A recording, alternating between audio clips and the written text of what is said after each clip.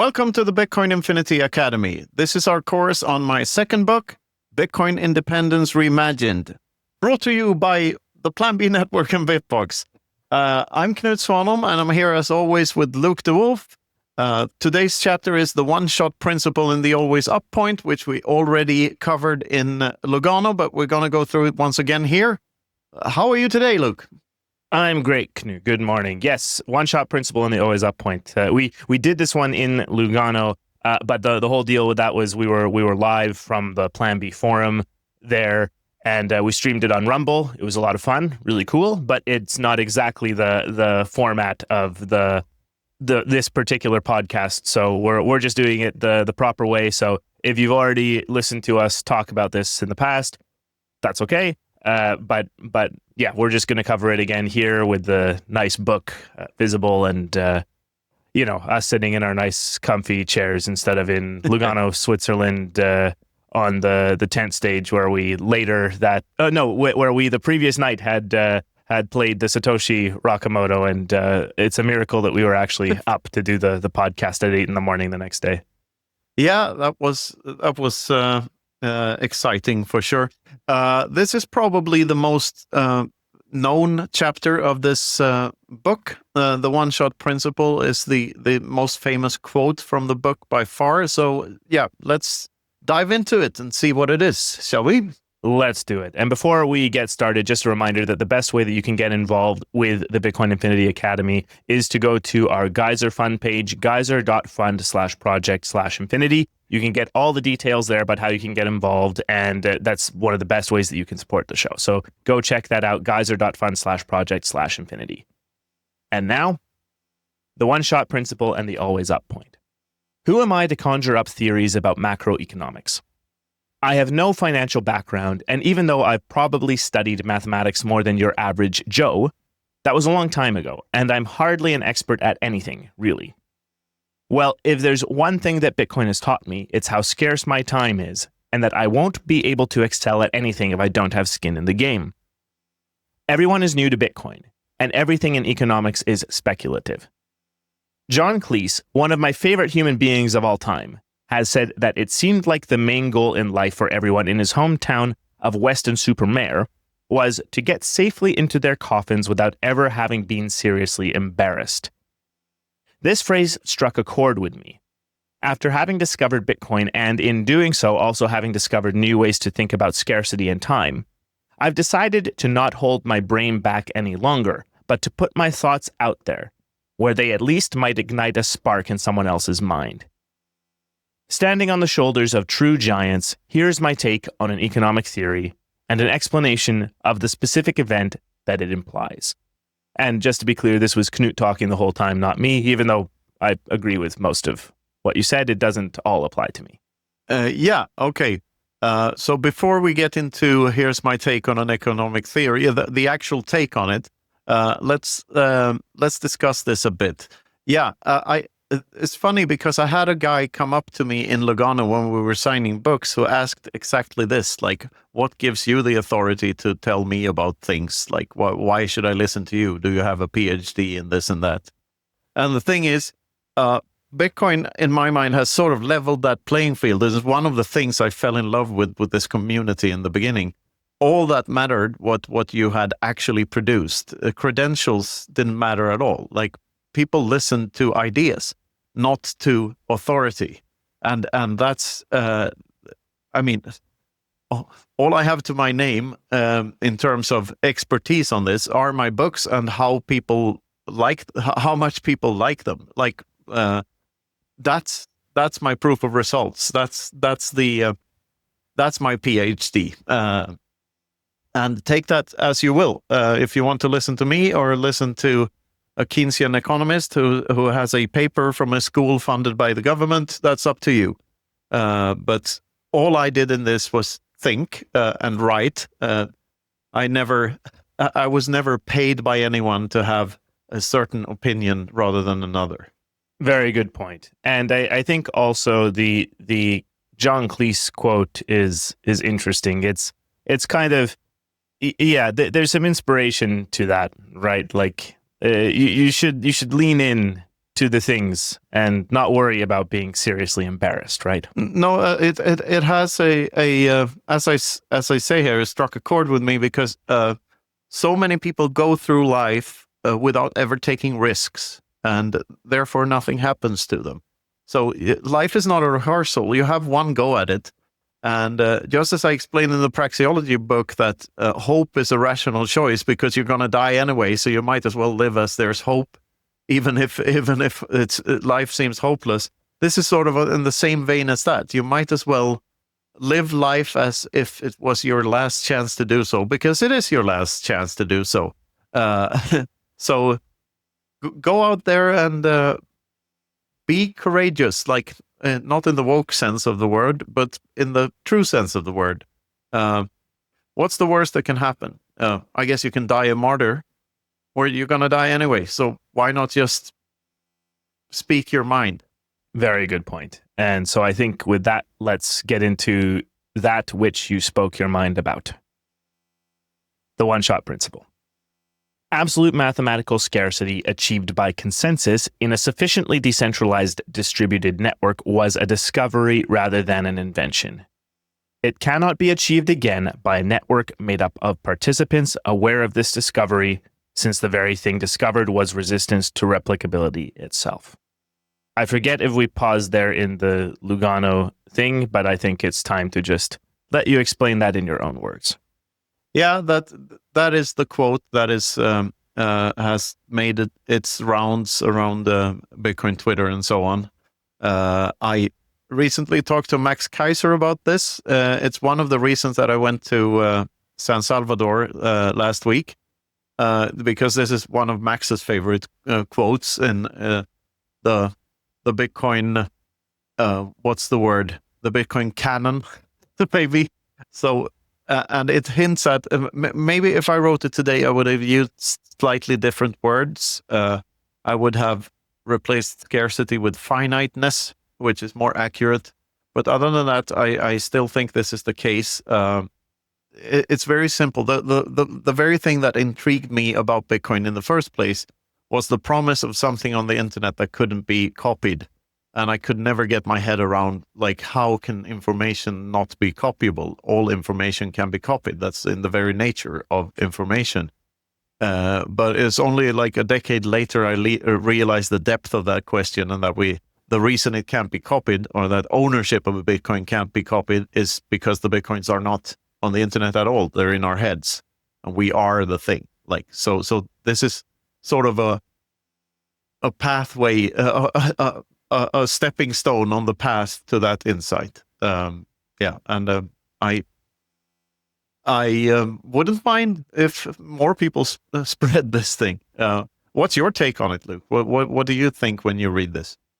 Yeah, well, the quote itself is really just distilling a few ideas about Bitcoin into this one, a couple of sentences, basically. And I really like how it does that. That's the way all memes work, right? The simpler they are and the more information that gets packed into them, the better. And I mean, that's sort of everything divided by 21 million is this to a whole other level, basically, right?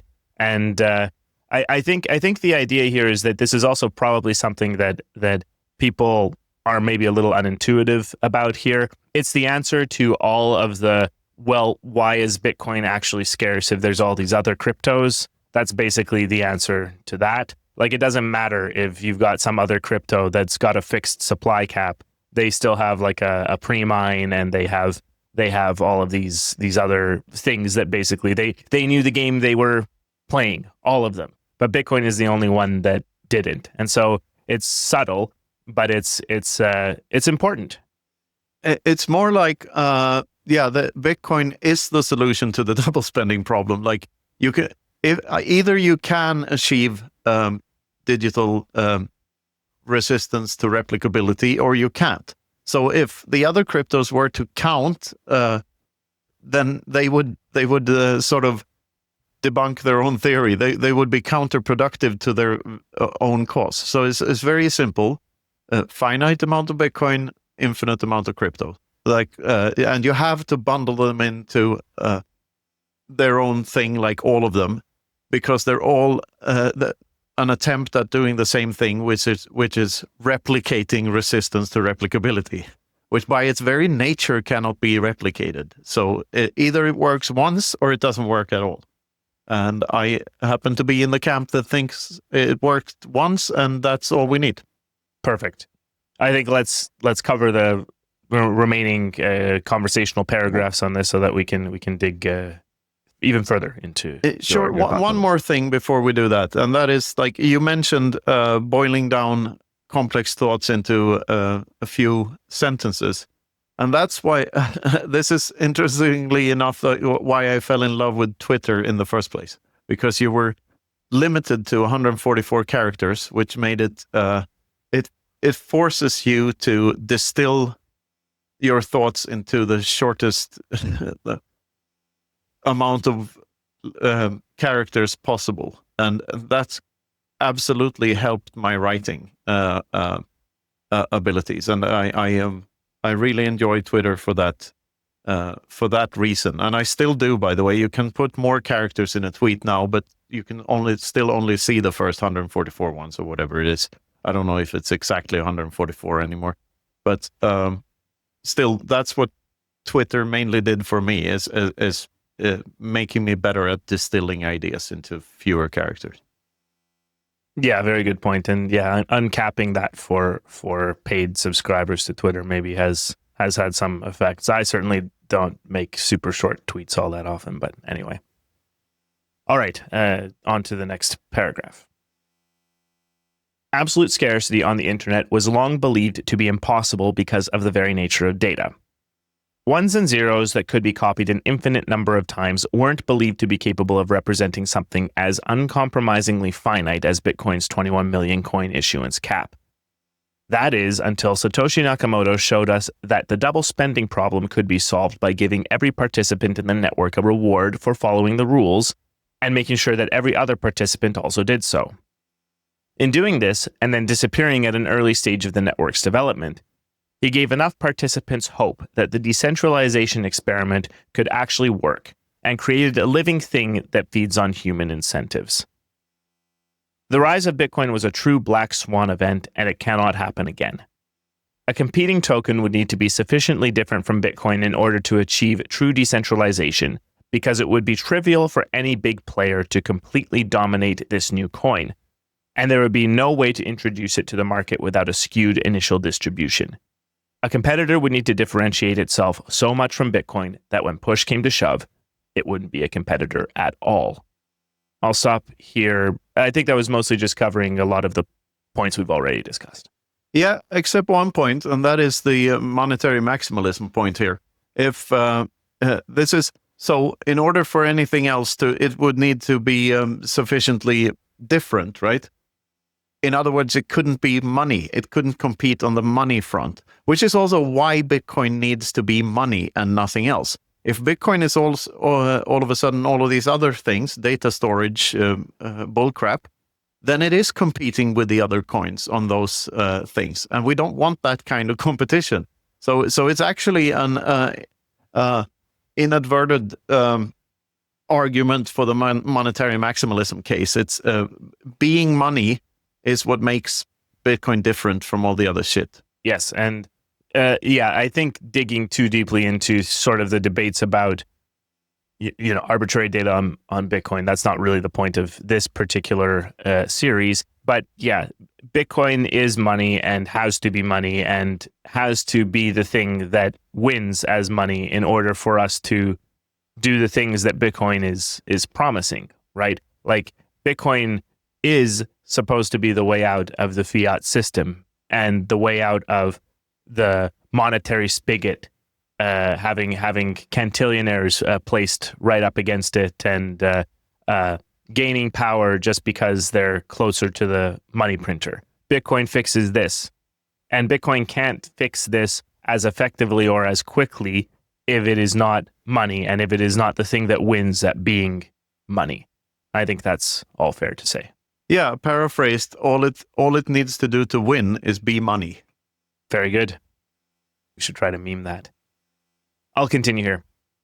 More importantly, if a technically superior or more efficient token one day renders Bitcoin a thing of the past, the whole concept of absolute scarcity on the internet can be considered a failure, because there would be no guarantees whatsoever that this new token wouldn't suffer a similar fate at some point in the future. Users would no longer stand to gain anything from saving their Bitcoin, but contrary to this, they would be incentivized to spend and acquire new alternative tokens. This would destroy the only true value proposition of Bitcoin, its scarcity, and deprive any future attempt at creating decentralized currencies of any legitimacy. This is the main reason that blockchains other than Bitcoin's blockchain are counterproductive and confusing to a lot of newcomers, especially since a lot of Bitcoin proponents don't seem to understand this fully themselves. Hal Finney, the man who received the first ever Bitcoin transaction from Satoshi Nakamoto, definitely understood, though. He said the following in May 2011. Any successful replacement of the Bitcoin blockchain will forever undermine the credibility of any successor. How can an investor know that it won't happen again? Rebooting now may benefit a few thousand early adopters. What happens when hundreds of millions use Bitcoin 2.0? They'll be just as jealous and envious of you as you are of others.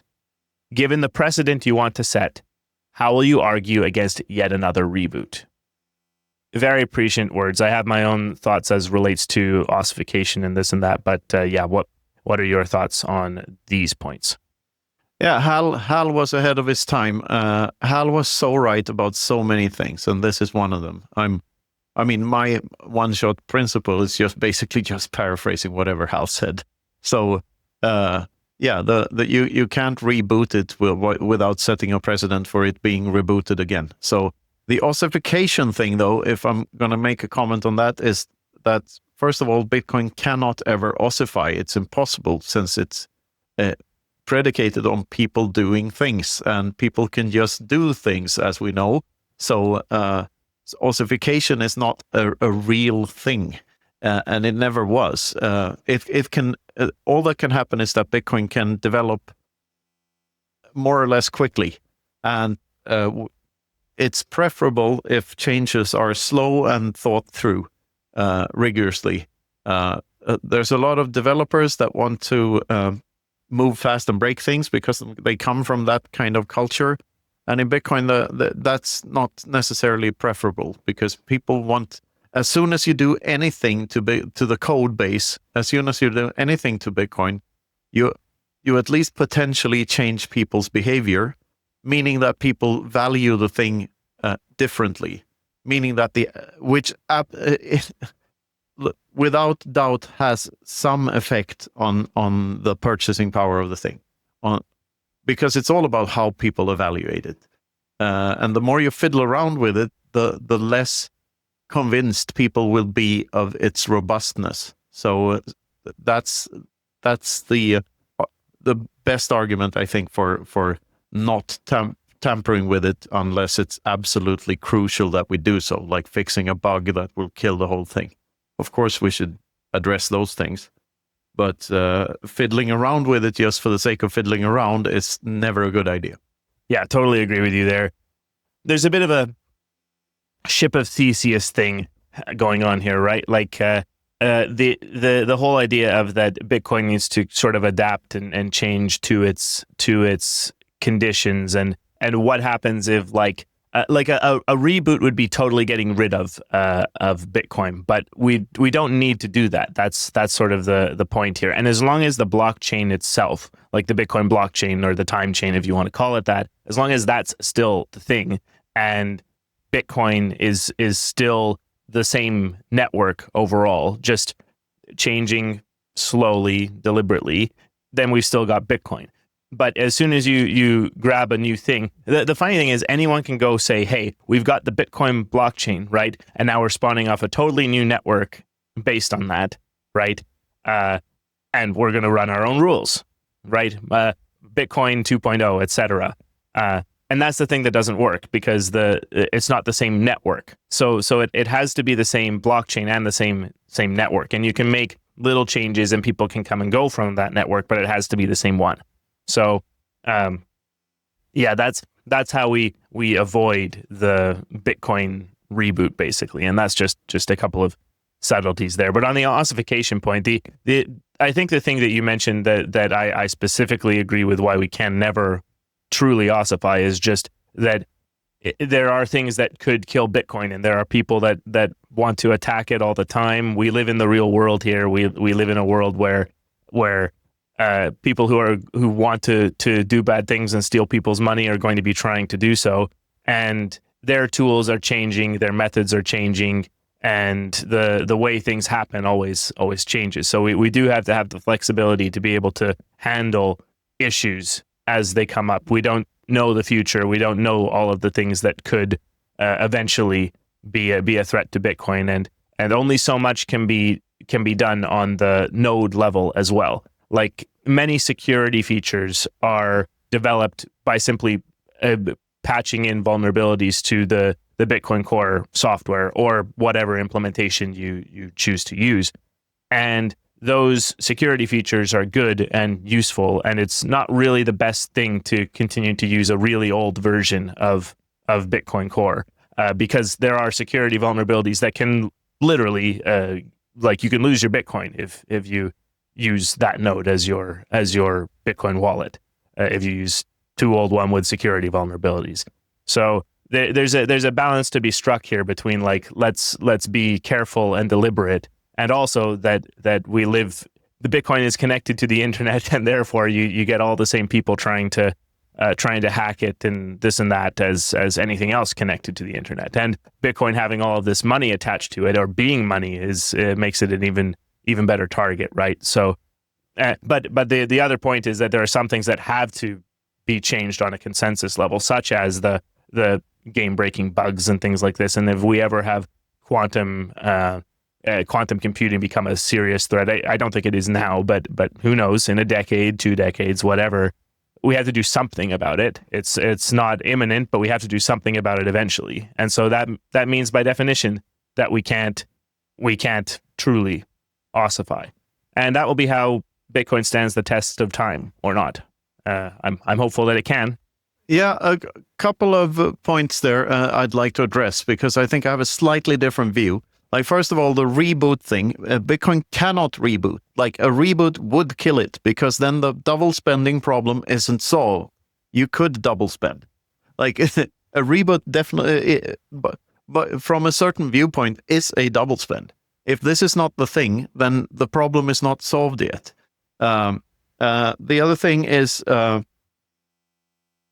with the quantum threat, for instance, just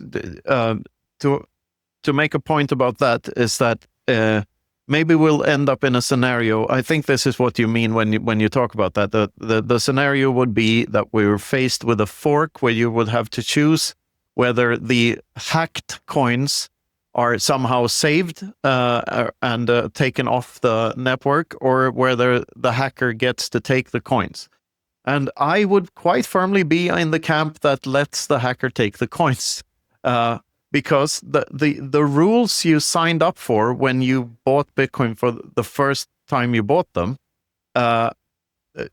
they included this threat. This threat was always there, and it was up to you to evaluate how big of a threat that was, and what would happen if those coins ever moved. Same with if just Satoshi decides to come back one day and move all his coins. That can also happen. Would we stop him from doing that? Would we fork off? I certainly wouldn't. Also, who gets to decide what Bitcoin is? And the common thesis is that it's the longest proof of work chain, right? That is Bitcoin, and that's what we define as Bitcoin. But ultimately, that's not entirely true either, because it's the market that decides. If the market decides that a fork that does not have the longest proof of work is the thing that we're going to call Bitcoin, then the other fork would die off slowly but surely. And whatever the market decides Bitcoin is Bitcoin. And this is a crucial point, because it's up to you, the individual user, to define what Bitcoin is to you. No one gets to tell you what Bitcoin is except yourself. And you make this choice. It's an individual choice at the end of the day. It's not a collective choice. Roger Ver may think Bitcoin Cash is Bitcoin as much as he likes. I don't agree with him, but it's not up to me to decide for him what he thinks is Bitcoin. And I can't decide for Craig Wright what Craig Wright thinks is Bitcoin too. And they can have fun staying poor on their chain if they want to. And this is how I mean that the market decides, because they had another definition of what mechanism decides what Bitcoin is and what it means than everyone else. And therefore they are now insignificant because they chose the wrong chain. So the real moral dilemma, I think, happens when one chain, when there's a chain split where there's where the biggest token after the chain split is not the ethical one.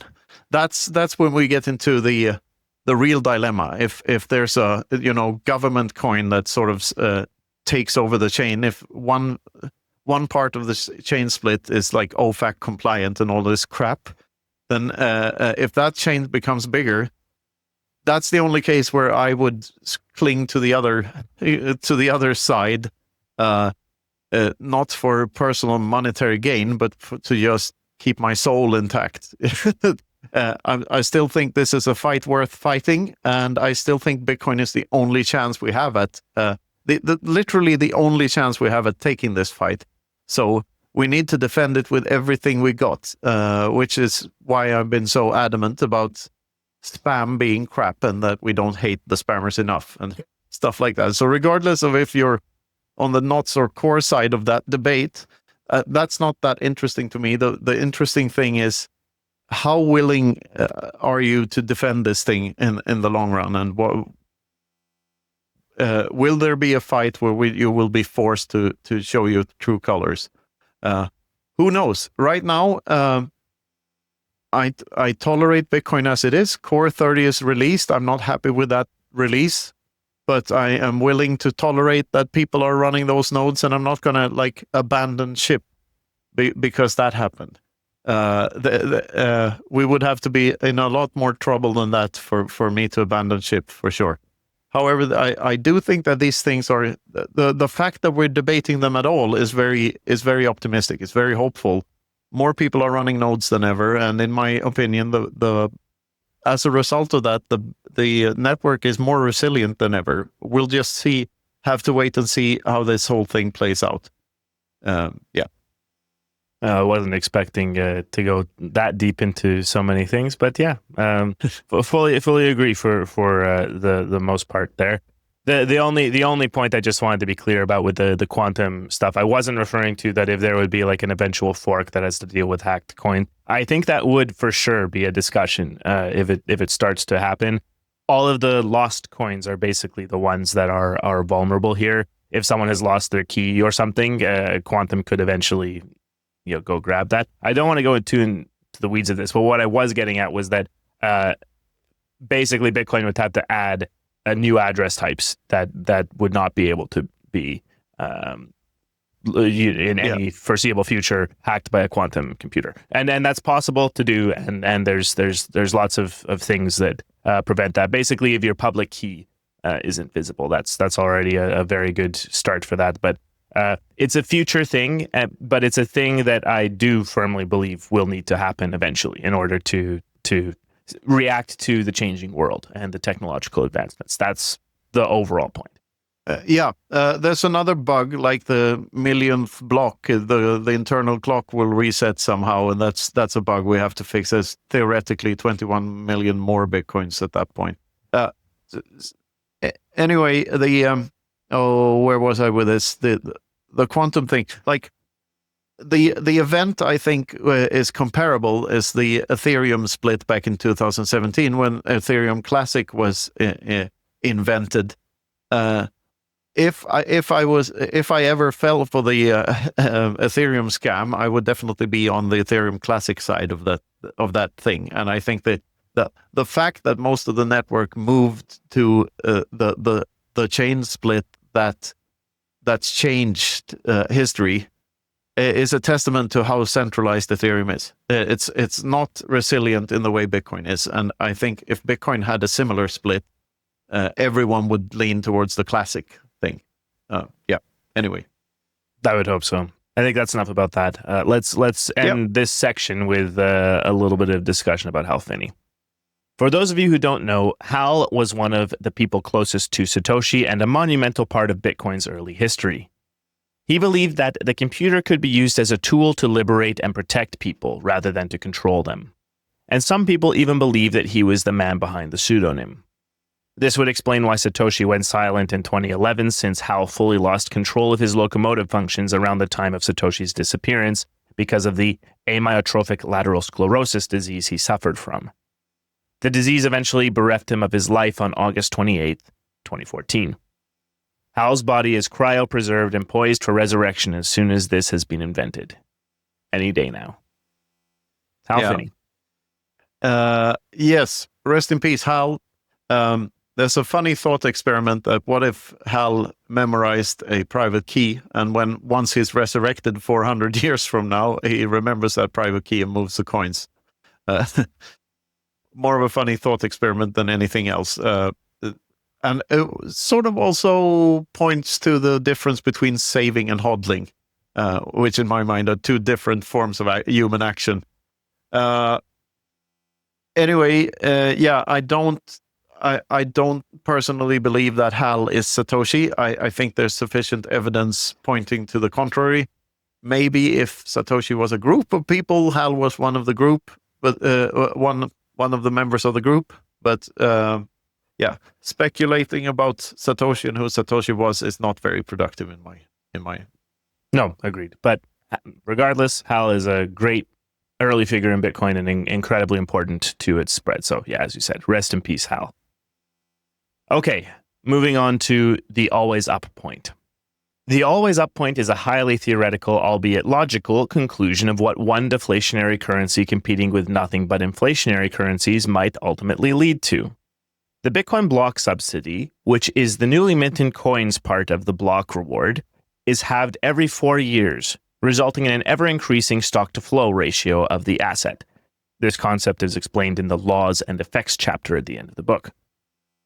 At some yet unknown point in the future, Bitcoin's unmatched stock-to-flow ratio, combined with enough people who aren't willing to ever sell their Bitcoin, also known as hodlers of last resort, will make Bitcoin so hard to come by that it can't lose value. In other words, a point in time from where the price of a Bitcoin can only go up. This might sound outlandish, but keep in mind how far off in the future such a point may be, and that all other currencies on Earth are inflationary, including gold. The comparison to other currencies is sort of misleading in this case, since Bitcoin's monetary properties are so vastly different from what we've seen in the past. All right, the always up point. Yeah, there's one sentence here which might be slightly unclear. It's like, will make Bitcoin so hard to come by that it can't lose value. Instead of the word value there, that is like that it can't lose value in fiat terms is what I would add to that. Because of course, valuations are subjective and dynamic, and how many sats you're willing to buy a hot dog for can still go up and down. The thing is, though, that all fiat currencies are not only inflationary, but ever increasingly so. There is never enough money around or fiat around to pay off the ever increasing debts. So the only way to pay them off is to issue more debt, which leads to a compounding effect. So that more debt is needed to pay off the previous debt, which means that all fiat currencies are on this hockey stick trajectory, especially as human beings get so much better at doing things. The price drops that should have happened in terms of all goods and services on Earth just since the mobile phone was invented are just staggering when you think about it, how much the prices should have fallen. If you denominate in Bitcoin, you can sort of see this reality that all prices are dropping extremely fast and faster each year. With fiat, it's the opposite way. It's the other way around. They have to print faster and faster to keep up with the technological advancements. And add to that just simply the fact that that there's never enough money around to pay off the debts, so the debts needs to grow exponentially. That is the conclusion of this always up point. The always up point is just being honest about how destructive fiat currencies are and how vastly different Bitcoin is. So there is such a point at somewhere in the future. Definitely. And well, let's see how far away we are from that. It might be in our lifetimes, it might not be. But regardless, it's good to look at what these natural conclusions are. I think we should finish off the chapter so that we can round off the discussion. Yep. Absolute scarcity means that one day there will only be 0.000000001 Bitcoin, or one Satoshi, left in circulation. This Satoshi will probably be worth more than an original painting by Leonardo da Vinci, of which there are about 13 left today at this point in time. It will simply be immeasurably valuable as a collectible, not for sale at any price. The always up point would theoretically happen a long time before this. Sometime between now and when all of the Bitcoin is lost, there's a tipping point where it becomes pointless to talk about Bitcoin's price in dollars, euros, or yuan. But the always up point would precede that event too. These 2 points may be closer to each other than they are to the present, or the point where there is no Bitcoin left. But no one can know for sure how far off or close these 2 points really are. The always up point may sound like total science fiction, but try to think about these things without coming to these conclusions eventually. I bet you can't. There is, of course, always the possibility that Bitcoin may fail for one reason or another, but if it doesn't fail, these events are bound to happen and are not fictional at all. Yeah. So again, some interesting thought experiments, and definitely the point where there's only one Satoshi left is very science fiction-y, but yeah. Yeah. Well, at some point there will only be one Satoshi left to move. Like it will have to play out that way. Since once a private key is lost, you cannot get it back, and all of them will be lost at some point. Then again, you could say that maybe that point doesn't precede, the Earth melting because the sun expands and we need to colonize the stars, and we couldn't take Bitcoin with us because of the hash horizon and stuff like that. But still, there's it's a funny thought experiment regardless. I think this also ties into the sailor thesis of that the most altruistic thing you can do is die with your Bitcoins so that no one else gets access to them, and thereby you increase the scarcity, rising every other boat with the scarcity tide, so to speak. And I've been thinking about that here in San Salvador. We had a great deep discussion about it after too many beers with a couple of other Bitcoiners, and that is because the thing that's left out of that argument is that the entire economy would have one less player in it, and having more players in it is valuable because of Metcalfe's law. If money is nothing but communication, that means money is a communications network, which means that the value of the communications network is equal to its number of users squared. So this user at the margin and his value would have to be greater than the value of the coins lost in relation to the total supply, which is also highly theoretical and of course unquantifiable, because you don't know how much value another player brings, because you don't know how useful that player is in terms of actually adding more economic value to the entire pie. But you can know that if all Bitcoiners died with their Bitcoins in their heads, there would be no people left to give the last remaining. If there's only one Bitcoiner left, the Satoshis are worthless because there's no one to trade them. There's nothing to do with them. You can't eat them. You can't build a house with them. All you can do is use them for trading. So you need other participants. So there's a curve there somewhere. I'm not entirely sure what it looks like. It's probably something like the Laffer curve or something, where if no one, well, I guess if no one ever died with their Bitcoins, that doesn't matter because they're still capped. But there's something to you not dying with your Bitcoins, hodlers of last resort, the network growing as opposed to the network not growing, utility at the margin squared, since you're another user of a communications network. yeah, there's a lot of brain farts to explore here if you want to.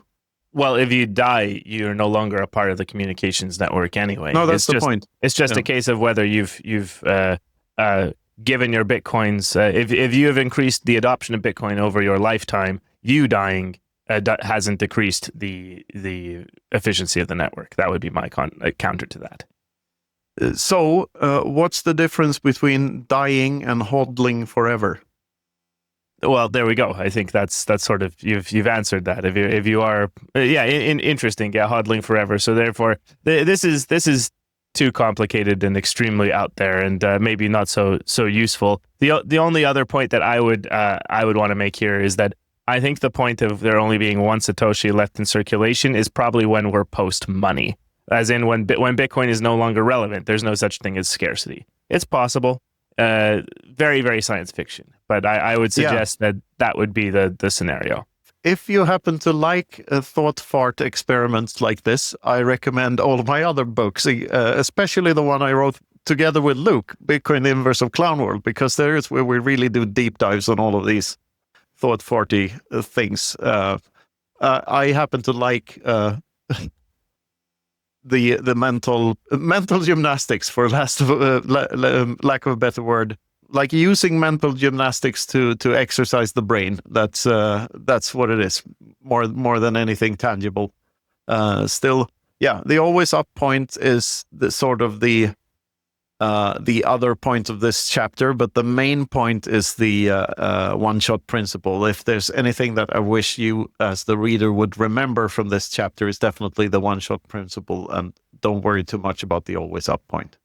Very good. And I think with that, that's a good summary of this chapter. The one-shot principle is very good, and a very good concept, I think, for Bitcoiners to grasp. So I think with that, we should remind our viewers and listeners, dear viewer and listener, you check out the Plan B network. And actually, this time now we can mention something specific from Plan B that maybe you can do to get involved specifically. There's their business school coming up.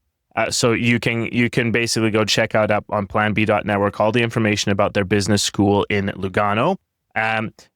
First of all, you can use code Infinity for a discount, so that's awesome. But Knut, you've been involved with the business school the last couple of years. Maybe you want to say a little bit about what that's all about and why you should check it out.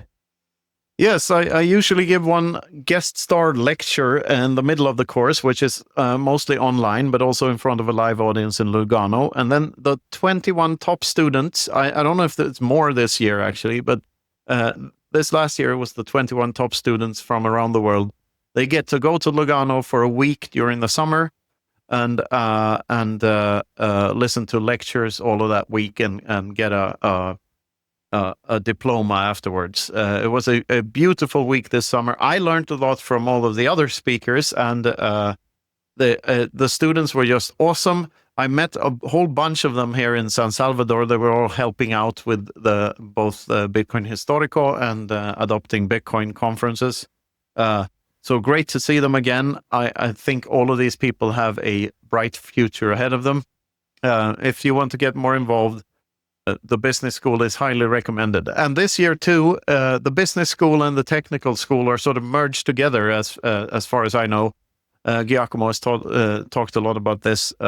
So you will not only be taught business skills, but also technical skills, and vice versa. If you're one of the more technical students, you will learn some business tricks as well. So overall, becoming an overall more well-informed Bitcoiner, and that's always good. Looking forward to all of this. The idea right now is not entirely fleshed out yet, but I will be doing a course on an entire course on my praxeology book in Lugano, not only one lecture. So we'll see when and where that is. More information about that later. There are some details to be fleshed out before we go forward with that. But highly recommend anything Lugano related. And very good. And I'll just mention here that the discount code applies. So Code Infinity, as always, applies to both the Plan B Business School and the Plan B Developer School. And they actually have a separate link for this, planb.academy. So go to planb.academy for information about that. And of course, we also want to tell you about our other sponsor, Bitbox. And if you don't know, Bitbox is our favorite hardware wallet manufacturer, and they're Swiss made. Everything is done in Switzerland, which is fantastic. They have the latest secure element with their Bitbox 02 Nova edition with a nice glass screen and full iOS compatibility and all this. So go check that out, bitbox.swiss/infinity, for everything you need to know about the Bitbox. If you need a hardware wallet, if someone you know needs a hardware wallet, it's fantastic. The interface is easy to use. Can't recommend it enough. So go check that out. Make sure you get the Bitcoin only firmware. Yes, I've heard through the grapevine that there's other types of firmware, but we don't endorse that at all. What we endorse is the Bitcoin only edition. So make sure you get that. Perfect. And with that, I think we can now say that this has been the Bitcoin Infinity Academy. Thank you for listening. Bye-bye.